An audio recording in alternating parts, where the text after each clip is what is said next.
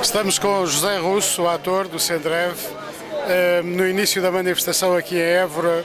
Há razões para os trabalhadores da cultura fazerem greve? Há muitas razões. Hoje, sobretudo, há redobradas razões para a gente fazer greve, né? Porque o estado da cultura neste país está pelas horas da amargura. Portanto, a precariedade está a aumentar, a quantidade de projetos que neste momento estão a ver as suas possibilidades de continuação inviabilizadas vai aumentando de dia para dia e, portanto, os investimentos na cultura são cada vez mais reduzidos, né? E todo esse conjunto de questões fazem com que as razões vão aumentando e a indignação vai aumentando e que os trabalhadores da cultura tenham que naturalmente juntar-se aos outros trabalhadores dos outros setores, porque esta luta não é uma luta só dos trabalhadores, dos operários, dos camponeses, dos empregados de comércio, é uma luta de todos os portugueses, porque os da saúde, os da educação, enfim, é uma luta que implica de facto toda a gente e nessa medida a cultura também tem que estar presente. Né? Pode-se dizer que os trabalhadores do Sendrev, do modo geral, aderiram à greve? Sim, não todos, há alguns trabalhadores que estão a trabalhar, né?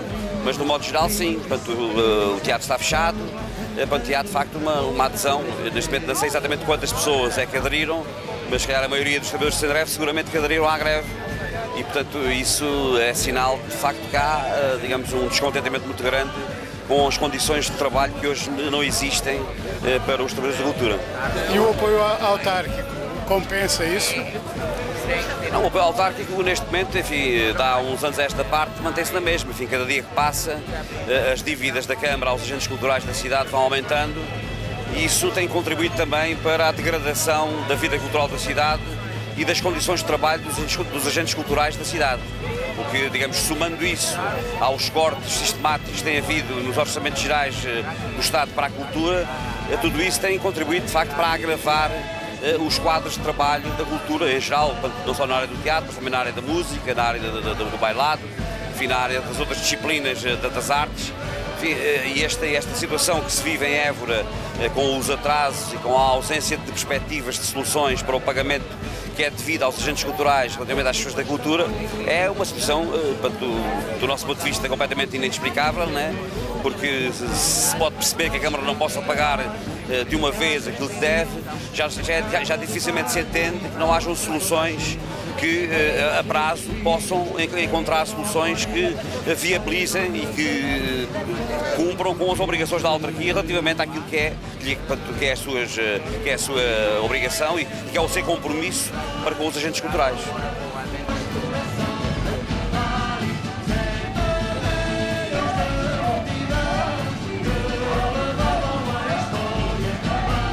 Estamos com o Luís Reis, arquivista, atualmente desempregado. Luís, há razões para fazer greve?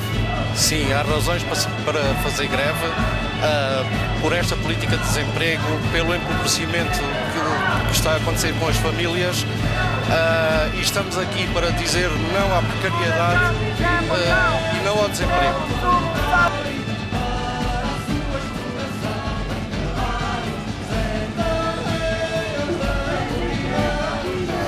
A dimensão da greve geral confirma de facto uma grande mobilização dos trabalhadores portugueses contra o caminho que está a ser imposto pelo Governo e na exigência de um futuro diferente e de um caminho diferente, de uma política diferente para o nosso país.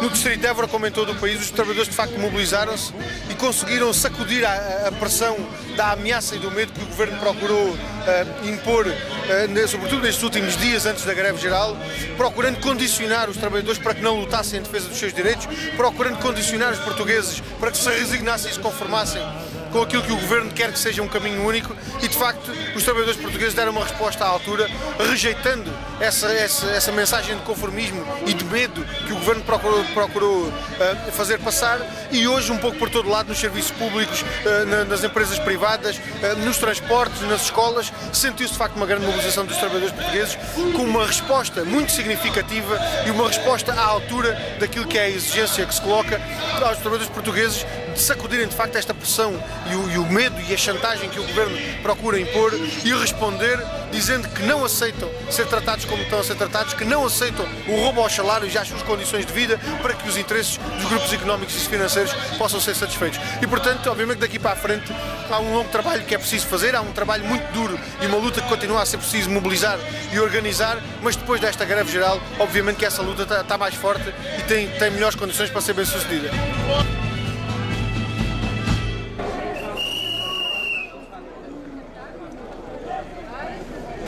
Estamos na Praça de Geraldo com Pedro Grego, jovem recém-licenciado em Artes Plásticas e Multimédia. Pedro, é fácil ser jovem em Portugal? Nesta altura não, porque como está aqui prova, o país não está bom. Cada vez os ataques aos direitos, tanto dos trabalhadores como dos jovens, são sucessivos. Há cortes na educação, há cortes no ensino, em que nós vimos este ano que houve um corte para a educação de cerca de 200 milhões de euros e que para os bancos entra 1.000 milhões de euros por dia.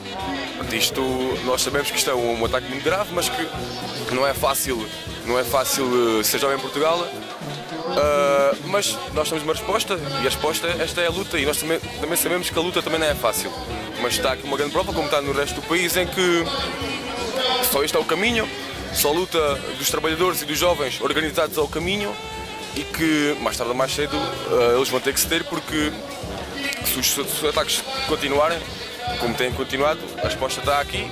Com a última greve nós sabemos que eles impunham mais meia hora aos trabalhadores, mais meia hora gratuita de trabalho, e que nós vimos que com a greve de novembro, em que eles recuaram com isso, é uma pequena vitória, mas Portanto, pode-se dizer que a luta é útil. A luta é útil e só a luta organizada dos trabalhadores é o caminho.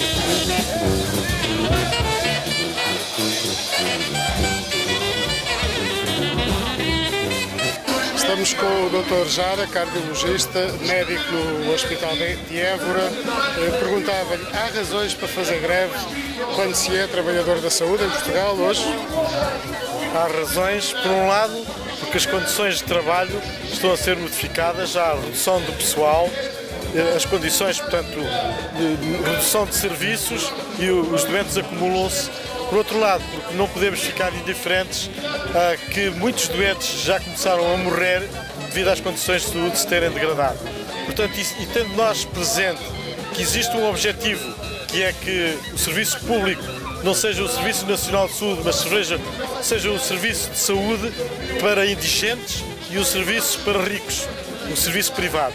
Mas não tenham ilusões, mesmo a classe média que tem algumas posses, que pensa nos seguros de saúde e ter acesso aos hospitais privados, rapidamente, se algum dos seus familiares adoecer, ficam expoliados de todos os bens, porque a saúde é muito cara. Temos que defender o Serviço Nacional de Saúde, como o 25 de Abril nos deu, para todos. E o problema da sustentabilidade do Serviço Nacional de Saúde é uma treta, depende da opção política.